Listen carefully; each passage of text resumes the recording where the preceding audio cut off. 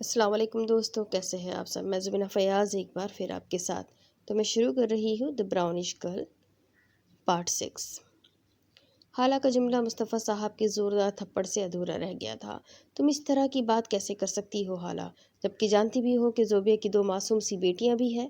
ساتھ ہی مصطفیٰ صاحب غضبناک ہوتے ہوئے گھرائے تھے اور حالہ زوردار تھپڑ کھانے کے سبب پیچھے کی جانب لڑکھڑائی تھی۔ اسے فوراً سے پیشتر سیف نے آگے بڑھ کر سنبھالا تھا۔ یہ دیکھ کر احمد کو بڑی خوشی ہوئی تھی۔ آپ اس طرح میری بیوی پر ہاتھ نہیں اٹھا سکتے انکل۔ میں یہاں کسی کو بھی اپنی بیوی کے ساتھ بدتمیزی اور ہاتھ اٹھانے کی اجازت نہیں دیتا۔ اب کی مرتبہ سیف نے تیوریاں چڑھاتے ہوئے کہا تھا، اور سیف کا انداز وہاں سب کو دنگ کر گیا تھا، یہاں تک کہ حالہ کو بھی، جو اپنے بائیں سرخ اور سلگتے رخسار پر ہاتھ رکھے سر اٹھائے سیف کو دیکھ رہی تھی۔ اس نے کہا تھا کہ وہ اپنی موم کے لیے کرتا تھا، مگر یہاں پر تو مدحت کہیں نہیں تھی۔ سفینہ نے بھیگتی آنکھوں سے اپنے چھوٹے داماد کو اپنی بیٹی کا ڈھال بنتے دیکھا تھا۔ ایک تشکر کا احساس تھا جو ان کے پورے وجود میں پھیل رہا تھا۔ انہوں نے ہمیشہ بارگاہ الہی میں گڑ گڑا کر اپنی بچیوں کے لیے دعا کیا تھا کہ ان کی بچیوں کی قسمت ان کے جیسی نہ ہو، ان کی بچیوں کو قدر کرنے والا قدردان شوہر ملے، نہ کہ انہیں پیروں تلے رولنے والا کمظرف شوہر۔ مصطفیٰ صاحب سرخ اور سفید رنگت کے حامل خوبصورت مرد تھے اور سفینہ سانولی مگر تیکھے نخوش کی حامل تھی۔ مصطفیٰ صاحب پر ان کی پہلی بیٹی زوبیہ گئی تھی، جو گوری چٹی اور کافی خوبصورت تھی، جس کا سفینہ کو کبھی کسی قسم کا خدشہ نہیں تھا۔ انہیں لگتا تھا زوبیہ اپنی خوبصورتی کے سبب شوہر کے دل پر راج کرے گی۔ انہیں ہمیشہ خدشہ اور وسوسہ حالہ کے متعلق سے رہتا تھا، جو ہو بہو ان کی طرح تھی، مگر آج سب کچھ الٹ نظر آ رہا تھا۔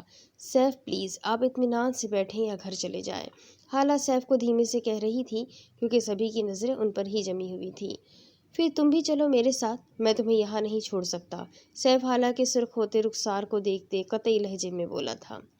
جب مصطفیٰ صاحب نے حالہ کو تھپڑ مارا تھا، تب سیف نے وہ تھپڑ اپنے دل پر محسوس پڑتے ہوئے کیا تھا، اور ساتھ ہی وہاں موجود سبھی کو ناگواری سے دیکھا تھا۔ میں ابھی نہیں جا سکتی، مجھے ابھی واقعی ایک فیصلہ کرنا ہے، حالہ نے کہتے ہوئے زوبیہ کو دیکھا تھا، جو حالہ کو دیکھتے ہوئے نفی میں سر ہلا رہی تھی اور رو رہی تھی۔ تم ہوتی کون ہو ہمارا فیصلہ کرنے والی؟ احمد طیش میں آتے ہوئے گرایا تھا، مگر جیسے ہی اس کی نگاہ حالہ کے پیچھے ڈھال کی طرح جمے سیف پر پڑی، اس کی آواز دھیمی ہو گئی۔ تو پھر ٹھیک ہے، میں بھی تب تک رکتا ہوں، سیف کہتا ہوا واپس اپنی جگہ پر جا بیٹھا۔ میں زوبیہ کی بہن ہوں، مجھے بھی حق ہے فیصلے کرنے کا، اور بابا یہ سب آپ کے سبب ہوا۔ آپ کی بیٹیاں اپنے سسرال میں ذلیل و رسوا ہوتی ہے، ان پر ہاتھ اٹھایا جاتا ہے، انہیں بات بات پر طلاق کی دھمکی دی جاتی ہے، وجہ کچھ نہیں سوائے آپ کے۔ احمد جو حالہ کا پہلا جملہ سن کر چمک کر کچھ کہنے ہی والا تھا، حالانکہ باقی کے جملے جیسے اسے حیرت سے ساکت کر گئے۔ حالہ اب اسے چھوڑ کر اپنے بابا کو کیوں الزام دے رہی تھی؟ اور وہاں موجود صرف اسی کے دل میں یہ سوال نہیں تھا، سبھی کے دل میں یہ سوال امڑ رہا تھا، اور خود مصطفیٰ صاحب بھی حالہ کو الزام دیتا ششدر سے سن رہے تھے۔ آج تک کسی میں اتنی ہمت نہیں ہوئی تھی کہ ان سے کوئی اس طرح مخاطب ہوتا، اور کل تک ان کی جو بیٹی خود ان کی ایک غصیلی نگاہ سے تھر تھر کانپتی تھی، آج ان پر الزام دھر رہی تھی۔ بھلا اس کے اندر اتنی ہمت کہاں سے آئی تھی؟ اس کی نگاہیں بے ساختہ سیف کی جانب اٹھی تھی، جو پریشانی سے حالہ کو دیکھ رہا تھا۔ جانتے ہیں کیوں؟ کیونکہ آپ نے یہی سب مما کے ساتھ کیا تھا۔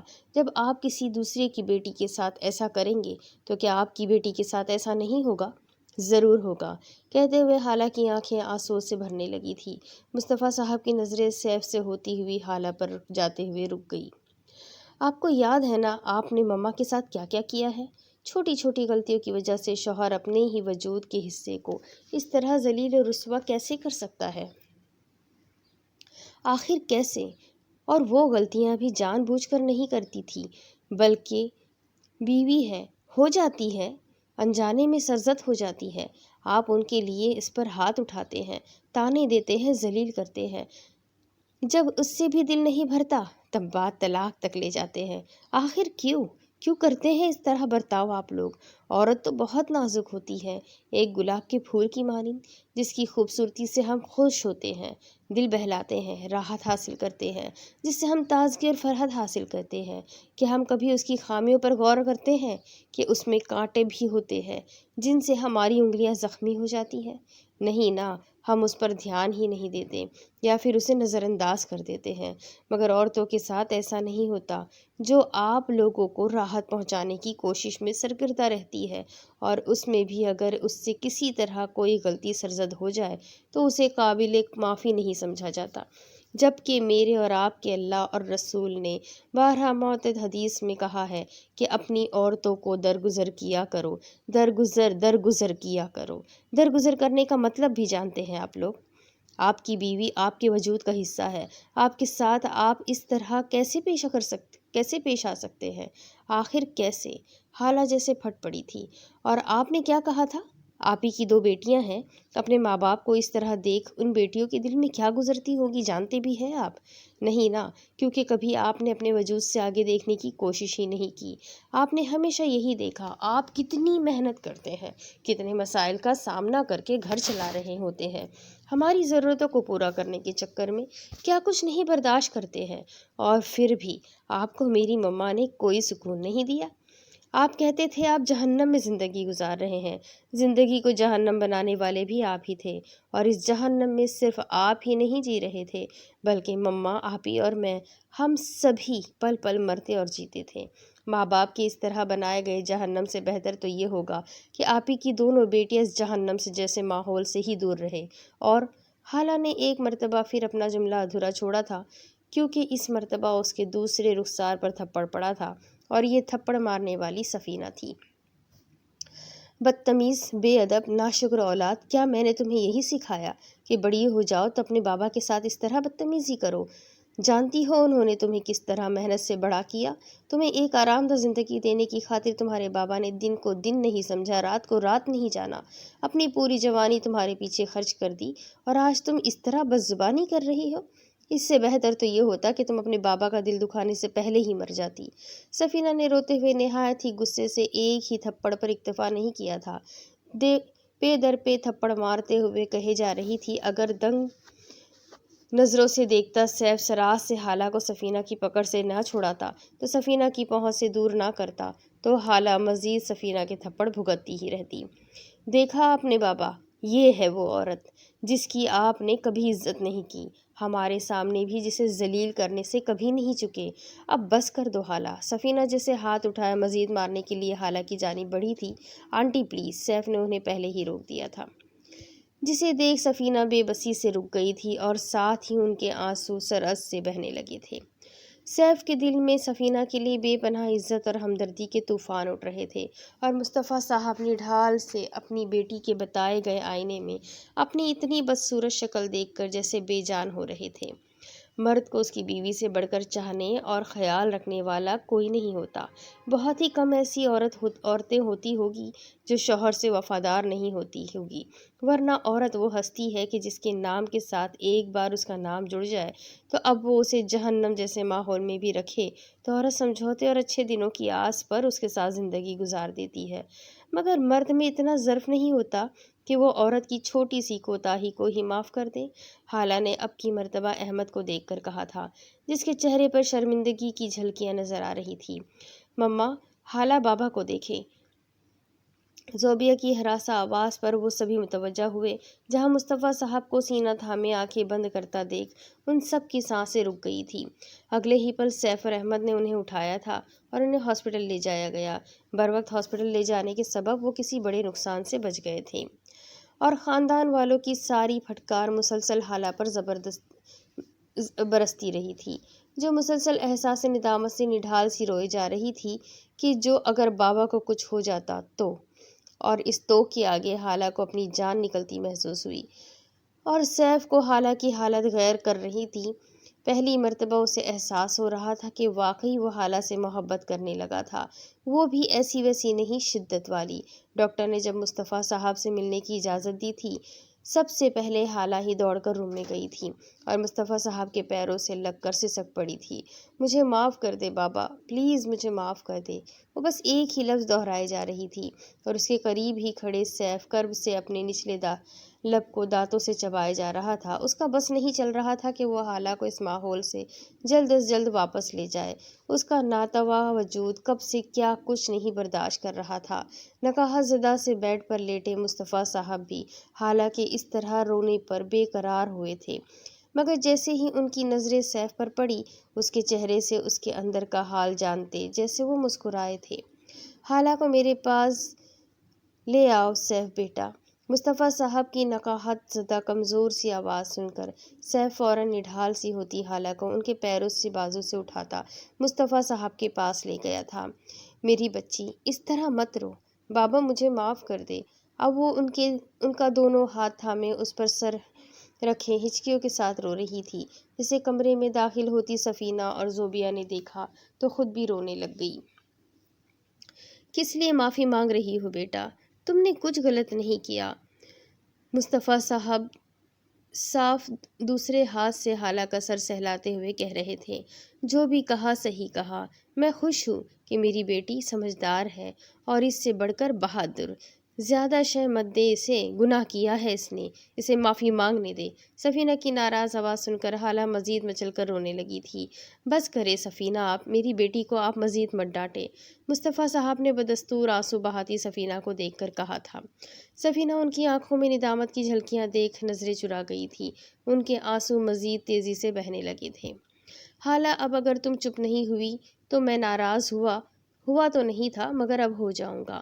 مسلسل روتے ہوئے معافی کی گردان کرتی حالہ کو مصطفیٰ صاحب کی دھمکی پر چپ ہونے پر مجبور ہو گئی۔ سیف بیٹا، میری بیٹی کی قوت بہت ضائع ہو گئی ہے، کچھ انرجی ڈرنک وغیرہ پلا کر اسے لاؤ۔ Okay uncle. سیف کو تو جیسے من کی مراد پوری ہو گئی تھی، فرما برداری سے سر ہلاتا وہ حالہ کو لیے کمرے سے نکل گیا تھا۔ چچا جان مجھے معاف کر دیں، احمد آگے بڑھ کر مصطفیٰ صاحب کے قریب جاتا ندامت سے بولا تھا۔ بس مجھے زیادہ غصہ اس بات پر آتا تھا کہ زوبیہ میرے والدین کی عزت نہیں کرتی۔ کیا آپ نے کبھی زوبیہ کے سامنے ہمارے متعلق کچھ غلط کہا تھا؟ سفینہ کے سوال کرنے پر احمد کا سر جیسے مزید جھکا تھا، جسے دیکھ سفینہ کے چہرے پر ایک مجروح مسکراہٹ نمودار ہوئی تھی۔ بیٹا، بیوی سے اپنے والدین کی عزت کی توقع کرنے سے پہلے بیوی کے والدین کی بھی عزت کرنا ضروری ہوتا ہے، تاکہ بیوی بھی آپ کے والدین کی خوشی سے عزت اور خدمت کرے۔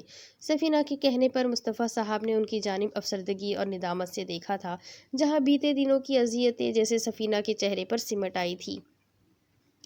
احمد، آپ زوبیہ کو طلاق دینے والے تھے نا؟ مصطفیٰ صاحب کی مضبوط آواز پر اب کی مرتبہ احمد نے اپنی سانسیں رکتی محسوس کی تھی۔ اس نے بے ساختہ زوبیہ کو دیکھا جو روتے ہوئے اسے ہی دیکھ رہی تھی۔ میں وعدہ کرتا ہوں چچا جان، میں آئندہ سے زوبیہ کا بہت بہت خیال رکھوں گا، کبھی ہاتھ نہیں اٹھاؤں گا اور کبھی طلاق کی بات بھی نہیں کروں گا۔ لگتا تھا جیسے احمد کو عقل آ چکی تھی، ساری عقل ٹوٹنے کے بعد۔ ادھر آؤ زوبیہ بیٹا۔ مصطفیٰ صاحب کے بلانے پر زوبیہ روتی ہوئی اپنے آنسو رگڑتی مصطفیٰ صاحب کے قریب گئی تھی۔ تم کیا چاہتی ہو بیٹا؟ مصطفیٰ صاحب نے شفقت سے زوبیہ کے سر پر ہاتھ رکھتے ہوئے پوچھا۔ بابا، میں علیحدگی نہیں چاہتی، میں ان کے اور بچوں کے بغیر نہیں رہ سکتی، میں نہیں چاہتی علیحدگی۔ زوبیہ بے ساختہ ہچکیوں سے روتی ہوئی بولی تھی، جس پر انہوں نے احمد کو دیکھا جو نم آنکھوں سے زوبیہ کی پشت دیکھ رہا تھا۔ مصطفیٰ صاحب کو اپنی جانب دیکھ ندامت سے نظریں جھکا گیا۔ احمد ادھر آئے، یہ آخری مرتبہ ہے کہ میری بیٹی آپ کے گھر سے اس طرح روتی ہوئی آئی ہے۔ اس کے بعد اگر ایسا ہوا تو میں اپنی بیٹی کو واپس آپ کے ساتھ نہیں بھیجوں گا، مصطفیٰ صاحب نے احمد کے ہاتھ میں روتی ہوئی زوبیہ کا ہاتھ دیتے ہوئے کہا تھا۔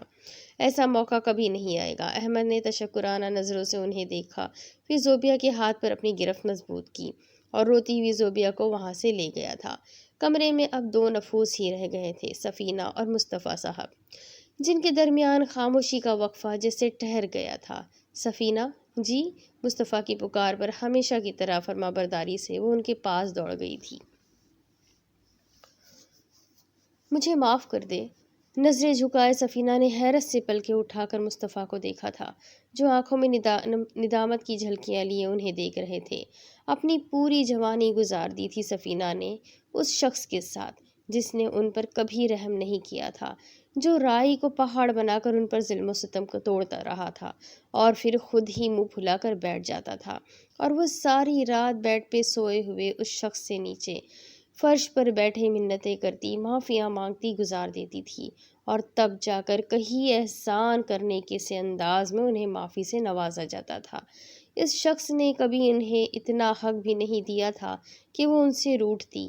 مان جیسا کوئی لفظ ان کی زندگی میں آیا ہی نہیں تھا، اور آج وہ شخص معافی مانگ رہا تھا۔ اور کیا سفینہ کے لیے اتنی اذیتیں برداشت کرنے کے بعد معاف کرنا آسان تھا؟ اس کا جواب تو آپ دیں گے کہ کیا سفینہ کے لیے معاف کرنا آسان ہے یا مشکل یا ناممکن، کیونکہ یہ میں نہیں جانتی۔ سیف حالہ کو یہ کہہ کر گھر لے آیا تھا کہ وہ پھر کبھی حالہ کو اس کے والدین کے گھر لے جائے گا۔ پھر زبردستی تھوڑا بہت کھلا کر، سکون آور ٹیبلٹ دے کر سیف نے حالہ کو آرام کرنے کے لیے بھیج دیا تھا۔ آج کے واقعہ نے سیف کو جیسے جھنجھوڑ دیا تھا، تو حالہ کے اندر طلاق سے متعلق اتنی زہر گویا اس لیے تھی۔ حالہ کے ذہن میں اس کے والدین کے سبب شادی شدہ زندگی کو لے کر بہت سے گرہیں تھی، جس کی وجہ سے سیف کو حالہ کے ساتھ بہت احتیاط سے زندگی گزارنی تھی۔ وہ فریش ہو کر گیسٹ روم میں حالہ کو دیکھنے چلا آیا تھا، جہاں اسے بیڈ پہ آرام سے سوتا دیکھ سیف کو سکون سا محسوس ہوا تھا۔ آج حالہ نے کتنی تھپڑیں کھائی تھی، جسے سوچ کر ایک مرتبہ پھر سیف کو برا لگا تھا۔ حالہ کے چہرے پر دھیرے سے جھکتا وہ حالہ کے سرخ ہوتے رخسار کو اپنی انگلیوں سے دھیرے سے سہلا رہا تھا۔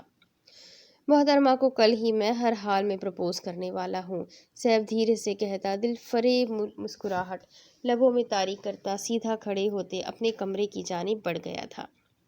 اب اس کے آگے کی سٹوری میں آپ کو اگلی قسط میں سناتی ہوں کہ آگے کیا ہوگا، سیف اسے کیسے پرپوز کرے گا اور کیا حالہ سب کچھ بھلا کر اس کا پرپوزل ایکسیپٹ کر پائے گی۔